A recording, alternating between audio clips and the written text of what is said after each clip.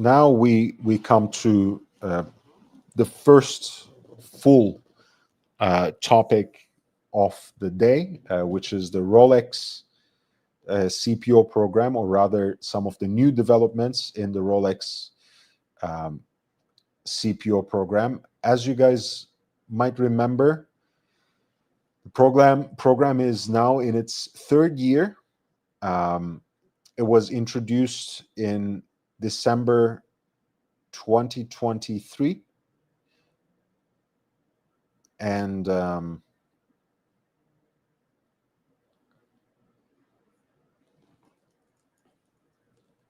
December 2022. So it is in its third year officially. And initially, a Rolex watch to be part of this certified pre-owned program was supposed to be at least 3 years old, and now the news started making the rounds where Rolex has changed this rule, in fact reduced it to 2 years old.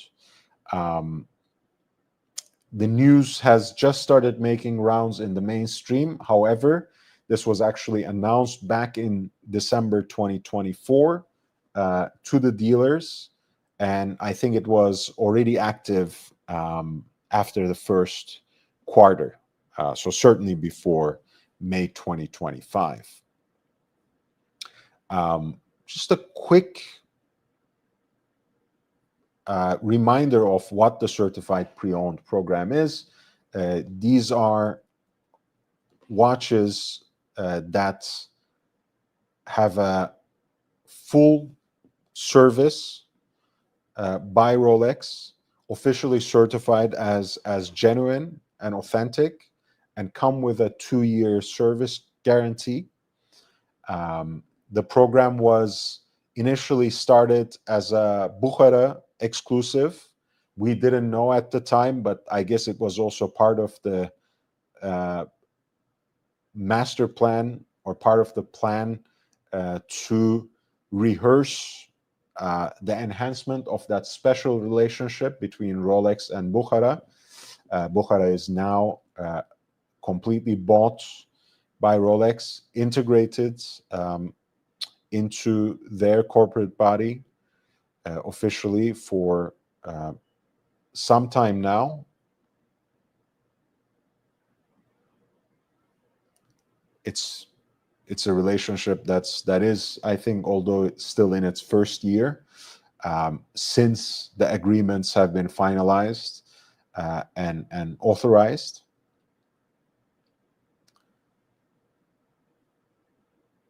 Of course, one of the things that I immediately said at the time about the introduction of the Rolex's CPO program was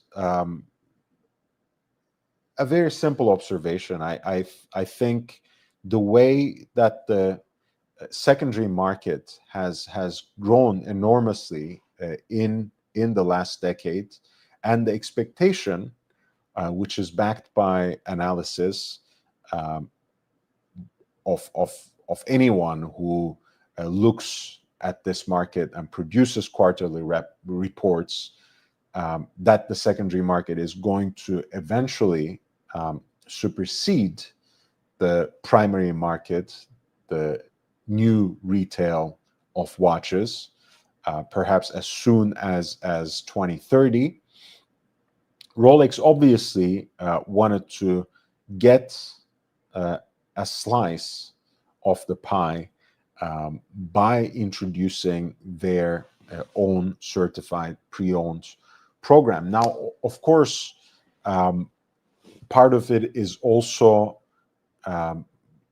making sure that they have as much control as possible over the resale of their watches, over the kind of value that they generate on the secondary market. So as much as the institution of the certified pre-owned program is about deriving profit on a more immediate and substantive sense. On a more abstract or simply theoretical level, it's also about maintaining control over the value of your own product, right? Rolex, of course, knows of all these reports that are produced on the watch market, on the secondary market in particular. And if we are looking into the next decade where the secondary market may eclipse the primary market, the retail market, obviously Rolex has every right to think that the value they produce is as much in the control of the secondary market as it is about having control and authority over what leaves their manufacturer in the first place. However, of course, people have had from the very beginning a very healthy amount of skepticism about the CPO program, where on average, I think watches are priced with about 30% premium over similar models sold on the secondary market without the Rolex rubber stamp of the CEO or of the CPO. And remember, we are talking about a market that already carries significant amounts of premium on new and relatively new Rolex pieces that are still in the lineup. But the Rolex's CPO program itself, with the assumption that it offers an added value and some level of certainty about authenticity and some measure of a peace of mind, actually carries a premium over that, and it is a significant premium indeed, roughly again around 30%. So there has been healthy skepticism about the use of this program, and obviously the recent developments raise these doubts, these suspicions to a fever pitch, because now watches that have been released in 2023 can already be resold through official Rolex AD channels, through specifically the kinds of authorized dealers and authorized dealer networks that have a CPO program. Those networks, of course, include Bukhara and Tournon, of course, in the US, Watches of Switzerland, 1916 company, right, which was previously known as the Watchbox, Gary's. You know, there are a lot of mid-size to large authorized dealers and authorized dealer networks that have this CPO program. So it seems now, especially with those premiums and with watches that are barely 2 years old, being integrated into this program, the value they provide now is significantly curtailed from a certain perspective, right? Because the fact remains that you can, in fact, even when it comes to the hottest models, like imagine a Daytona, you can get a brand new Daytona from the new series Um, I'm talking about the 126-500 LN, full set, right? Still under warranty, basically fresh from the factory, so possibly unworn, if not simply mint, for cheaper than how you can get um, the 116-500 LN from a CPO program, which um, I mean, I've seen anywhere from 35,000 to 37,000. Um, and again, apparently it's not Rolex itself that dictates prices. So if any of these authorized dealers have their own CPO programs, if they have that certification, that um, approval from Rolex to become a CPO partner, they get to decide their own prices, right? You know, it's not Rolex that does that centrally, apparently. But the fact remains, basically, you end up getting a watch that is barely 2 years old now, right? Just with a service pouch and a 2-year service warranty, where you could get um, outside of that network the same watch, or perhaps even a newer watch, for cheaper and with the full set. And that's one part that confuses me, right? You know, I've always assumed that um, you know, if this watch came to the authorized dealer as a full set, why does it have to be sold in that way? I thought it would include the entire package and not just the special CPO service pouch and the warranty card. And I'm given to understand that, you know, that's just in, you know, for the purpose of being universal, that's what's provided with a CPO watch, right? You know, I don't know where the original material disappears, because it's not um,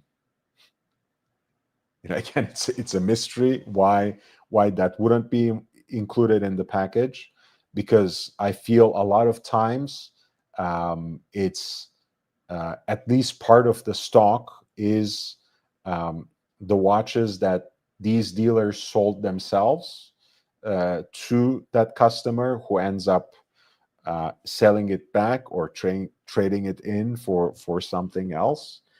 Um, so the value seems to have disappeared, which makes us think, was this program at the moment of its institution, and especially now, is it really a program for the customer, for the client, right? What sort of value does the Rolex Certified Pre-Owned program actually provide to the collector, to the Rolex customer? Especially now, we're talking about watches that are merely 2 years old, which would, on the secondary market, have, in fact, a longer warranty.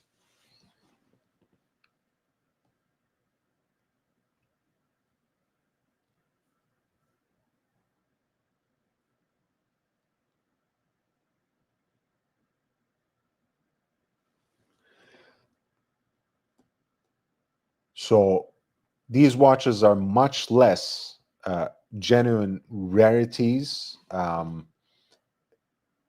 Again, authentically pre-loved vintage collectibles, but a lot of times watches that are merely a few years old, um, more or less repackaged watches that are still in the catalog, and sometimes even relatively new releases. I mean, a great example would be the new series Daytona, right? Under these new set of rules, um, a 126 500, or anything from this that 1-2 Daytona series that was inaugurated on the 60th anniversary of the model could become part of the CEO program. So that these authorized dealers now, under the imprimatur of Rolex, simply end up repackaging watches that are essentially new and having the opportunity to sell them at 30% premium. It's it's insane. It's really insane. I mean, it doesn't make um, any sense. Of course, on the one hand, you can still say, playing the devil's advocate, that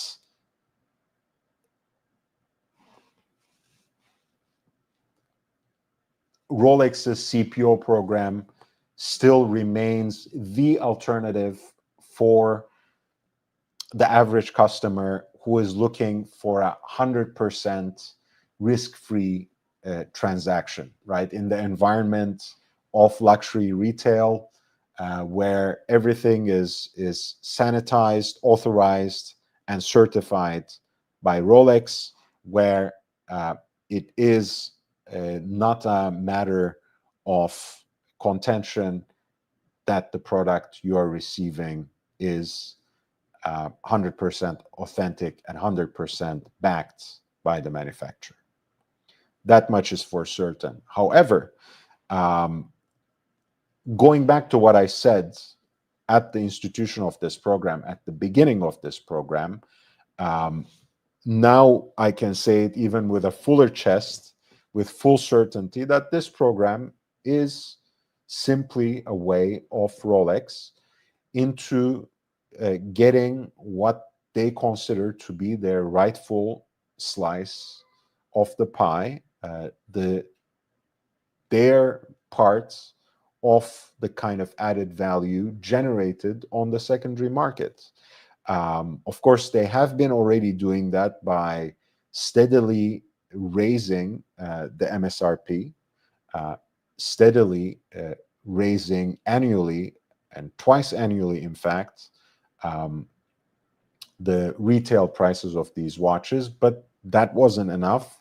So they had to actually take charge of at least a part of the secondary market themselves with these premiums at that. And I think the more skeptical take now, and I have to say this, that they have actually instituted the CPO program to appease some of their um, bigger authorized dealers, right? The kind of dealers that do the volumes, Watches of Switzerland, um, Sadiqi and Sons, Bukhara, of course, which is now part of their own corporate body.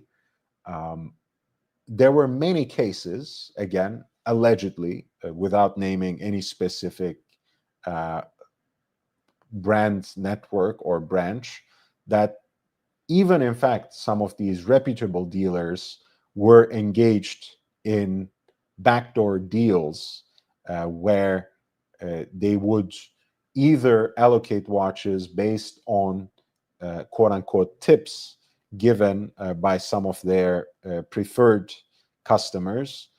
And worse yet, they were actually dealing these watches through the back door, again, uh, dipping into some of the profits and selling these watches directly to the gray market rather than dealing with actual customers and actual collectors. So essentially, the Rolex CPO program is seemingly instituted to uh, give these kinds of dealers a way out, to provide a framework for some of these, excuse me again, allegedly shady dealers, um, an official way, a way that is authorized by Rolex to be able to essentially repackage new watches and sell them at premiums, right? Now that's